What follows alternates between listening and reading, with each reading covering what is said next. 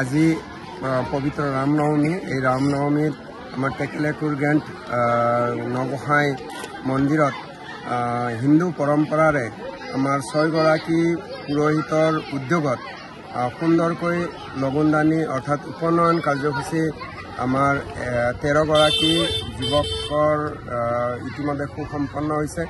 অতি সুন্দৰকৈ ধৰ্মীয় পৰম্পৰাৰে সম্পন্ন কৰা হ'ল আৰু ইয়াত বিভিন্ন অঞ্চলৰ আমাৰ দৰং তথা শোণিতপুৰ কামৰূপ অন্যান্য অঞ্চলৰ পৰাও ইয়াত বিভিন্ন হিন্দু ভক্তসকল আহি এই উপনয়ন কাৰ্যসূচীত সহযোগ আগবঢ়ালে। আমি সকলোকে ধন্যবাদ আৰু কৃতজ্ঞতা জ্ঞাপন কৰিছোঁ। আজি আমাৰ ইয়াতে উপনয়ন কাৰ্যসূচী ৰখা হৈছিল। উপনয়ন কাৰ্যসূচীত আমাৰ 13গৰাকী যুৱকে লগুণ পিন্ধা লগুণদানীৰ সুব্যৱস্থা কৰা হৈছিল।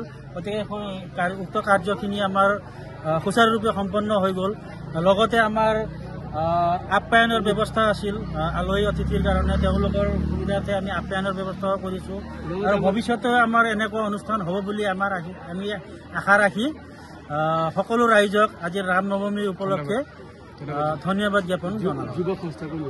টেকেলেকুৰ গেণ্ট গোৰ্খা সমাজ তথা নিকটৱৰ্তী শৈলীয় পৰুৱা বাজনাপথৰ অঞ্চলৰ ৰাইজৰ সহযোগত আজি এই অঞ্চলৰ এই গোৰ্খা সমাজৰ এটা ধৰ্মীয় পৰম্পৰা নীতি অনুসৰি আজি 13গৰাকী যুৱকৰ উপনয়ন যি কাৰ্যসূচী সুসম্পন্ন হৈছে।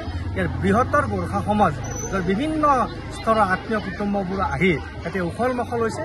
এটা উৎসৱমুখৰ পৰিৱেশ আজি পবিত্ৰ ৰামনৱমীত আজি এই পবিত্ৰ নগোহাঁই শিৱ মন্দিৰ উদলি মুদলি হৈছে।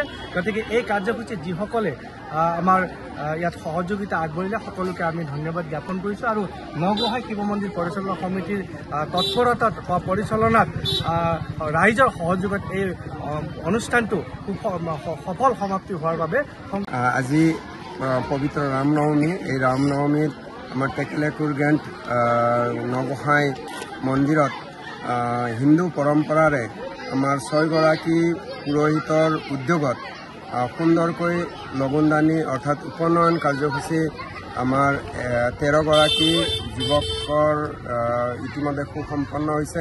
অতি সুন্দৰকৈ ধৰ্মীয় পৰম্পৰাৰে সম্পন্ন কৰা হ'ল আৰু ইয়াত বিভিন্ন অঞ্চলৰ আমাৰ দৰং তথা শোণিতপুৰ কামৰূপ অন্যান্য অঞ্চলৰ পৰাও ইয়াত বিভিন্ন হিন্দু ভক্তসকল আহি এই উপনয়ন কাৰ্যসূচীত সহযোগ আগবঢ়ালে।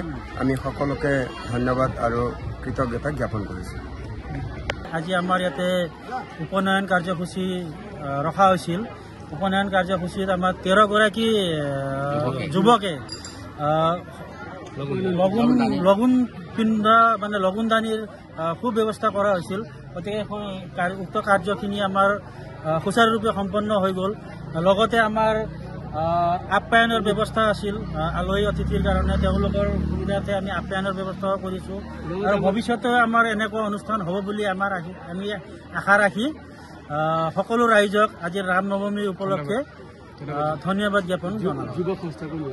টেকেলেকুৰ গেণ্ট গোৰ্খা সমাজ তথা নিকটৱৰ্তী শৈলীয় পৰুৱা বাজনাপথৰ অঞ্চলৰ ৰাইজৰ সহযোগত আজি এই অঞ্চলৰ এই গোৰ্খা সমাজৰ এটা ধৰ্মীয় পৰম্পৰা নীতি অনুসৰি আজি 13গৰাকী যুৱকৰ উপনয়ন যি কাৰ্যসূচী সুসম্পন্ন হৈছে। ইয়াৰ বৃহত্তৰ গোৰ্খা সমাজ যাৰ বিভিন্ন স্তৰৰ আত্মীয় কুটুম্ববোৰ আহি ইয়াতে উখল মাখল হৈছে। এটা উৎসৱমুখৰ পৰিৱেশ আজি পবিত্ৰ ৰামনৱমীত আজি এই পবিত্ৰ নগোহাঁই শিৱ মন্দিৰ উদলি মুদলি হৈছে। গতিকে এই কাৰ্যসূচীত যিসকলে আমাৰ ইয়াত সহযোগিতা আগবঢ়িলে সকলোকে আমি ধন্যবাদ জ্ঞাপন কৰিছোঁ আৰু নগোহাঁই শিৱ মন্দিৰ পৰিচালনা সমিতিৰ তৎপৰতাত বা পৰিচালনাত ৰাইজৰ সহযোগত এই অনুষ্ঠানটো সফল সমাপ্তি হোৱাৰ বাবে